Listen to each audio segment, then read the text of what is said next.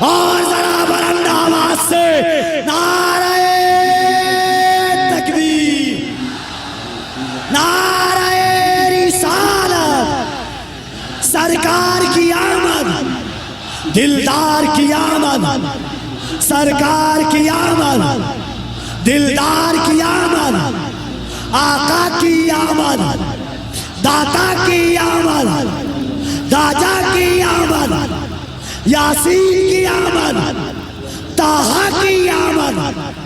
ذرا جھوم کے بول لو، لب چوم کے بول لو، لب چوم کے بول لو، مستی میں بولو، بستی میں بولو، اب ذرا دل لگا کر لبیک یا رسول اللہ، لبیک یا رسول اللہ، اور ذرا محبت سے لبیک یا رسول اللہ، لبیک یا رسول اللہ۔ یہ دل، یہ دل، یہ دل، یہ دل عشق نبی میں گر مچل جائے تو اچھا ہے، محمد کہتے کہتے دم نکل جائے تو اچھا۔ منبر نور پر جلوہ بار علماء ذویل احترام، مشائخ سادات، حاضرین اہل سنت و جماعت، السلام علیکم ورحمۃ اللہ وبرکاتہ۔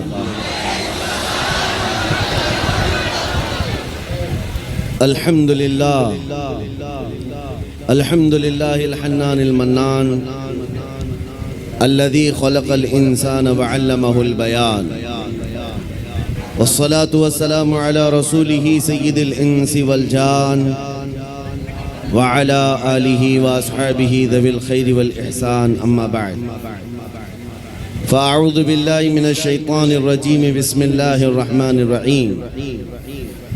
النبی اولا بالمؤمنین من انفسہم، صدق اللہ مولانا العظیم۔ بارگاہ رسالت معاب صلی اللہ تعالیٰ علیہ وسلم میں ایک بار درود پاک کا ہدیہ پیش کریں۔ اللہم صلی علی سیدنا و مولانا محمد معدن الجود والکرم وآلہ واصحابہ الکرام وابنہ الکریم وبارک وسلم صلاة دائمة سرمدا ابدا۔ یہ میری بڑی سعادت اور خوش نصیبی کی بات ہے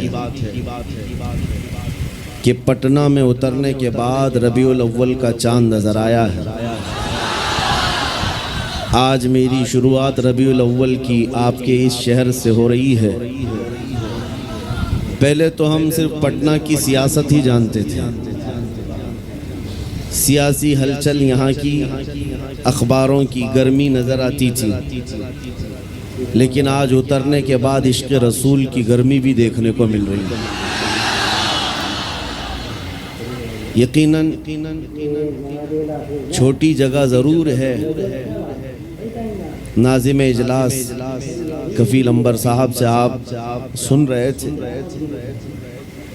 یہاں پر بیٹھے رہ جانا، جمے رہ جانا، یہ بھی اپنے آپ میں عشق کا ایک کمال ہے۔ ابھی بیٹھے بیٹھے دو چیزیں آپ محسوس کر رہے ہوں گے۔ مجھ سے پہلے ایک نعت مداح رسول شاکر صاحب پڑھ رہے تھے اور نظامت کفیل عنبر صاحب کر رہے تھے۔ دونوں میں ایک کامن چیز دکھ رہی تھی، پیچھے سے سننے والا دونوں کو بھی نہیں پہچان سکتا کہ اتنی عمر والا اتنی سریلی آواز میں نعت پڑھتا ہو اور اتنا دبلا پتلا آدمی اتنا گرج کر نعرے لگاتا ہو۔ دونوں بھی سمجھ سے باہر تھی۔ اس عمر کا آدمی اتنی میٹھی آواز میں نعت پڑھ رہا ہے اور دور سے سننے والا کفیل صاحب کے نعرے کو یہ سمجھتا ہوگا کہ بہت بڑا ہٹا کٹا آدمی ہوگا۔ لیکن میرے عزیزو، یہ بات میں اس لیے عرض کر رہا ہوں کہ بچپن سے ہم سنتے آئے ہیں محمد کے غلاموں میں بڑھاپا آ نہیں سکتا۔ رسول کریم صلی اللہ تعالیٰ علیہ وسلم کی غلامی میں جو بال سفید ہو جائیں تب بھی بوڑھا نہیں ہے، جسم اگر گل جائے تب بھی کمزور نہیں ہے۔ باقی اگر حضور سے دور ہو کر ہٹا کٹا پہلوان بھی ہو تو ہماری ٹھوکروں میں ہے۔ اور حضور سے وفا کرتا ہے، ویل چیئر پر بیٹھا ہے، تب بھی وہ ہمارا امام ہے، وہ ہمارا امام ہے۔ دنیا جانتی ہے طاقت و قوت اس کرسی کا نام نہیں ہے، طاقت و قوت عشق مصطفیٰ کا نام۔ عزیزان گرامی وقار، اصل زندگی کیا ہے اس کو آج محسوس کرنے کی ضرورت ہے۔ سبحان اللہ۔ ہم اپنی تعریف پسند نہیں کرتے، یہ ان کی محبتیں ہیں جو اس طرح سے ہمیں بلاتے ہیں۔ میں نبی کریم صلی اللہ تعالیٰ علیہ وسلم کے دربار عالی جاہ کے غلاموں کے غلاموں کے غلاموں کا ایک ادنا کتا ہونے پر فخر محسوس کرتا۔ سگے طیبہ سب کہہ کے پکارے بے دم، بے دم وارثی نے یہ دعا کیا تھا، یا رسول اللہ ساری دنیا مجھے مدینے کا کتا کہہ کر پکارے، سگے طیبہ سب مجھے کہہ کر کے پکارے بے دم، یہی رکھیو میری پہچان مدینے والے۔